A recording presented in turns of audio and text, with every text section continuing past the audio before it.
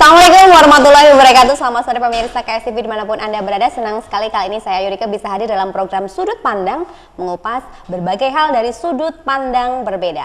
Pemirsa, sejumlah pemberitaan di berbagai media massa ini menghiasi laman tren beberapa bulan ini ya, sehingga menjelang sepanjang hari ini juga informasi perihal perkembangan virus corona ini masih mendominasi dan juga menjadi perhatian utama. Dan kali ini juga menggerakkan hati dari Komisi Penyiaran Indonesia Daerah Jawa Timur untuk turut berperan mendampingi dan juga memonitoring media massa dalam menyiarkan berita terkait virus corona. Episode 17 Maret 2020 kali ini KSTV berkesempatan berbincang secara live dengan Komisi Penyiaran Indonesia Daerah Jawa Timur di program Sudut Pandang. Sudah hadir di studio 8 KSTV kali ini ada Ibu Amalia Rosyadi Putri M-Medcom. Beliau ini merupakan komisioner bidang pengawasan isi siaran KPID Jawa Timur. Assalamualaikum. Waalaikumsalam Mbak Ayu. Apa kabar? Selalu sehat dan tetap semangat. Harus sehat juga virus terus ya, di antara virus-virus. Sebelahnya ada Bapak Malik Setiawan SPD. Beliau ini juga merupakan komisioner bidang pengawasan isi siaran KPID Jawa Timur. Apa kabar Pak? Assalamualaikum. Waalaikumsalam warahmatullahi wabarakatuh. Sehat dan baik, Mbak Ayu. Mbak Ayu sendiri? Alhamdulillah. Tetap Ayu, Mas. Tetap Ayu ya, sesuai dengan namanya. Begitu ya.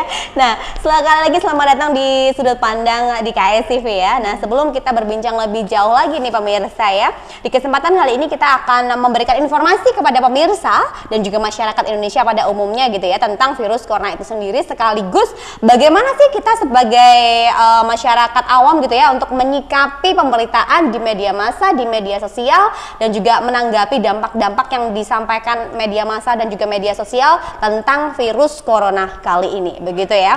Nah, sekarang langsung kita berbincang. Yang pertama mungkin ladies first dulu ya. Boleh. Dengan Ibu Amel nih ya, semua media massa, baik media massa, media sosial kayaknya juga menyiarkan tentang virus COVID-19 ini. Bagaimana KPID Jawa Timur ini menyikapi tentang pemberitaan tersebut? Ya, baik Mbak Ayu dan seluruh pemirsa KSTV dimanapun Anda berada. Terlebih dahulu Mbak Ayu, kita sampaikan dulu kewenangan dari KPID Jawa Timur. Itu adalah kami merupakan representasi dari masyarakat ya, perwakilan masyarakat. Nah, kita ada 7 komisioner yang kemudian kami, saya dan Mas Malik diberi amanah di bidang pengawasan isi siaran. Ya. Nah, salah satunya yang menjadikan konten awal apa yang kita awasi itu salah satunya adalah berita begitu Mbak. Apalagi saat ini corona ini merupakan bagian kecil ya dari konten yang tentunya kita awasi, dan karena memang panik buying seperti inilah akhirnya kami harus bisa memberikan himbauan kepada lembaga penyiaran dan juga seluruh masyarakat yang ada di Jawa Timur, khususnya di wilayah Kediri dan sekitarnya. Nah, terkait dengan pemberitaan yang ada sama ini Mbak ya, kita mengawasinya hanya yang televisi dan radio yang berizin ya, media mainstream Mbak. Untuk media sosial itu bukan merupakan wewenang kami. Berdasarkan amanah Undang-Undang Penyiaran Nomor 32 Tahun 2002, bahwasanya kewenangan kita adalah melakukan pengawasan di lembaga penyiaran ya, media mainstream, televisi dan radio. Dan ada batasan lagi Mbak, yang sudah berizin. Nah, begitu. Karena kalau tidak punya legalitas, kita tidak bisa memberikan tindak lanjut terhadap mungkin kalau ada lembaga penyiaran yang diduga melanggar isi siaran. Ya. Terkait dengan pemberitaan corona ini, Mbak Ayu, memang ini menjadikan tugas dari media penyiaran. Salah satunya kita ke KSTV kita juga berharap semoga teman-teman ini lebih bijak ya ketika di suasana yang seperti ini, itu lebih bisa meneduhkan ya pemberitaannya. Dan tentunya kami di KPID juga terus memberikan motivasi kepada seluruh teman-teman ya, penonton dan juga masyarakat umum untuk cerdas bermedia ya. Jadi jangan hanya menjadi konsumen saja yang menerima apa saja yang ditonton atau dilihat, apa saja yang dibaca atau yang di-broadcast ya. Jadi analisis ya, dianalisis baru di share. Kadang kan terima itu Mbak ya, gitu ya. Itulah yang menjadikan KPID ini turut berperan aktif dalam kasus corona ini. Saya yakin Mbak Ayu, lembaga penyiaran atau media mainstream yang tentunya berizin ini merupakan media yang kredibel. Dalam artian setiap informasi disampaikan itu tidak akan sangat persentasenya itu minim sekali ketika hoax, gitu ya. Tetapi kalau media sosial kita ketahui ya Mbak, itu kita tidak tahu sumbernya itu dari mana. Mereka tuh nggak punya reporter gitu loh, ya tiba-tiba nggak tahu dari mana, tiba-tiba, gitu ya? nah kadang-kadang kita kan dapat broadcast Mbak ya, sering sekali. Nah itulah. Nah terkait dengan pemberitaan sejauh ini yang ada di Jawa Timur masih level aman, ya, dan kita pantau di beberapa radio juga. Tadi saya di jalan sempat bahwasanya teman-teman ini selalu ketika ada berita hoax juga ya di Kediri, dan ternyata langsung dikonfirmasi dari Polres Kediri Kota dan kemudian dari pihak rumah sakit yang menyatakan memang Kediri ini kita aman, ya. Jadi tidak ada satupun masyarakatnya atau warganya yang terjangkit, Mbak. Nah, saya yakin ketika saat ini pemberitaan yang ada di Kediri dan sekitarnya ini masih relatif aman. Tapi kita tidak luput begitu ya, Mbak Ayu, untuk terus mengingatkan kepada teman-teman lembaga penyiaran ini untuk tetap bisa lebih meneduhkan tadi loh Mbak informasinya. Betul. Justru begini Mbak, padahal yang sakit kan hanya sedikit. Yang sehat inilah yang perlu kita untuk tenangkan, perlu kita berikan knowledge, kita berikan informasi-informasi terkait dengan bagaimana sih virus corona ya. Mungkin dengan kita ke KSTV, mungkin nanti kita KSTV selanjutnya akan datangkan pakar-pakar kesehatan ya untuk bisa memberikan edukasi kepada masyarakat seperti itu Mbak Ayu.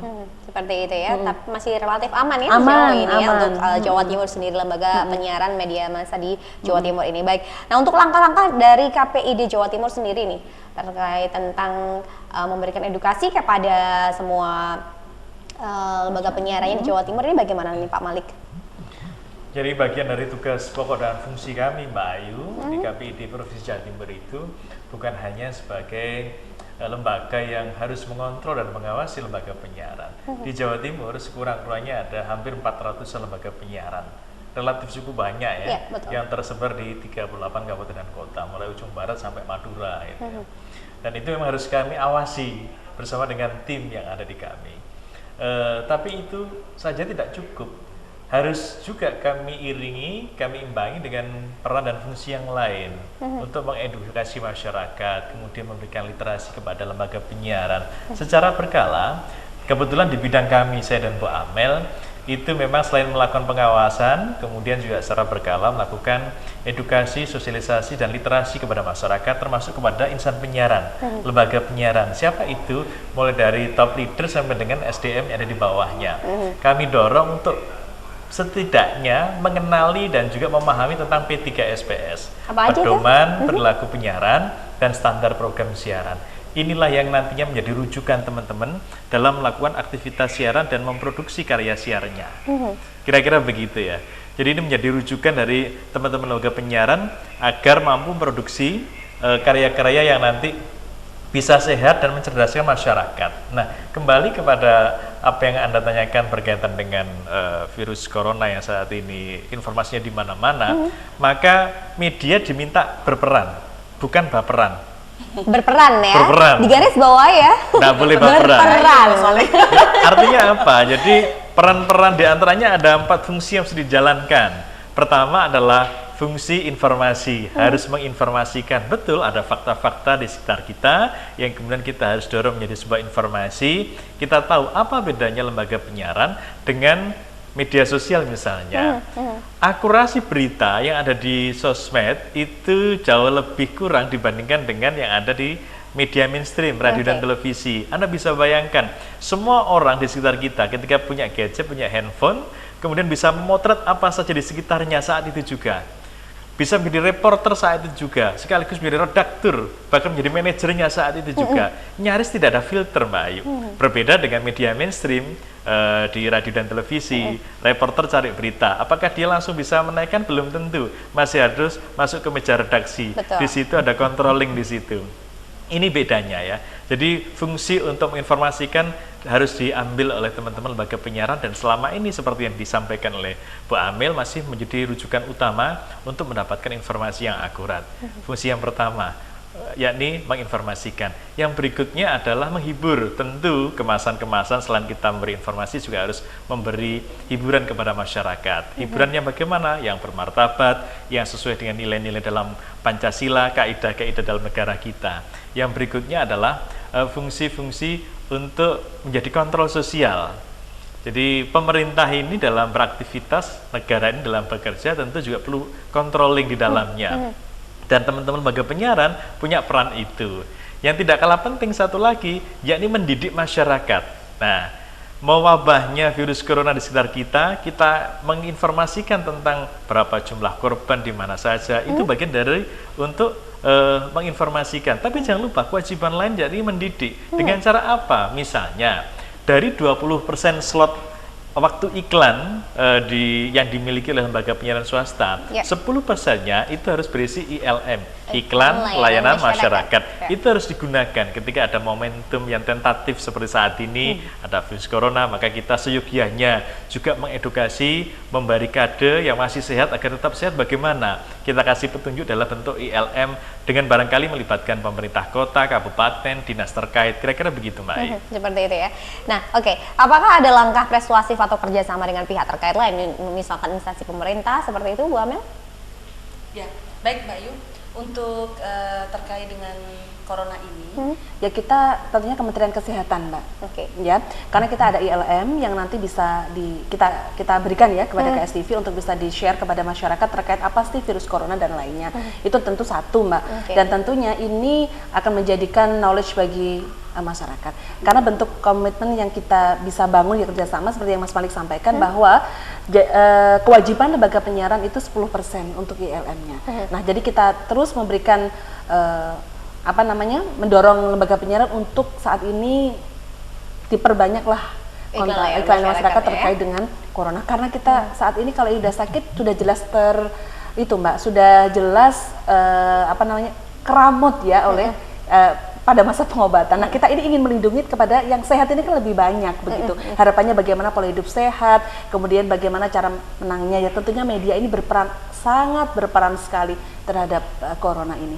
Baik, sebelum kita berlanjut ke pertanyaan berikutnya, ini saya mau mengingatkan juga untuk pemirsa KSTV yang pengen langsung tanya-tanya kepada Pak Malik dan juga Bu Amel di sini bisa untuk telepon interaktif di 0354 6944 880 0354 6944 888. Baik, pertanyaan selanjutnya ini.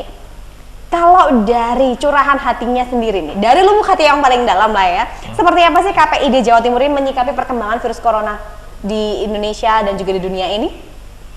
Ya, siapa ini? Satu-satu dulu, Pak Malik dulu lah. Oh, iya.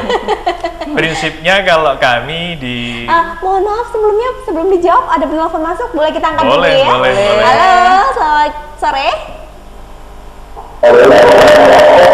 Iya, selamat sore.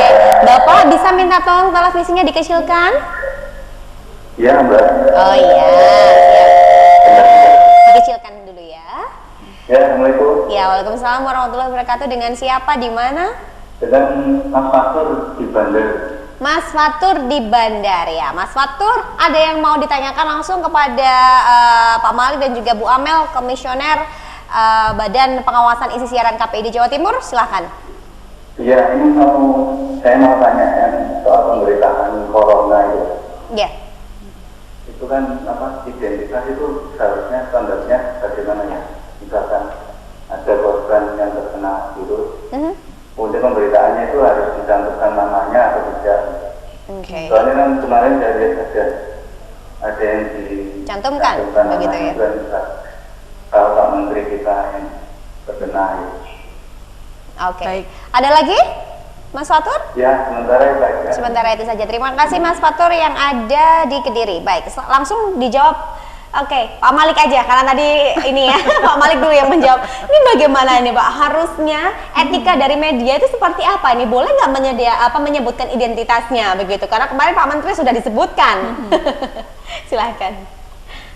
Jadi kaidah persiaran itu ada dua yang menjadi rujukan. Tadi saya sampaikan P3SPS ya. Kemudian dalam memproduksi siaran berita itu juga terkait dengan kode etik jurnalistik. Selama ini yang ada batasan-batasan tidak boleh dipublikasi itu adalah misalnya korban pelecehan seksual atau sejenisnya yang di bawah umur, misalnya begitu.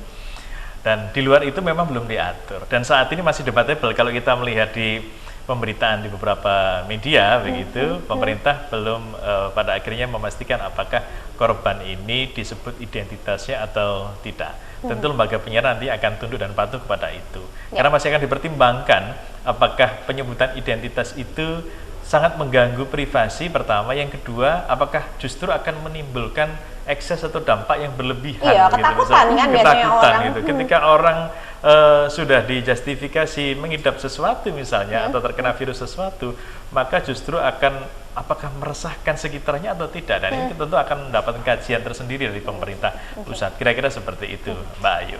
Oke, ada tambahan? Baik, saya tambahin Mbak Ayu ya. Saya sedikit koreksi ya, bukan badan pengawasan, tapi kita adalah Komisi Penyiaran Indonesia Daerah di bidang pengawasan siaran. Oh iya, Gitu aja ya, mohon maaf. Baik, oke.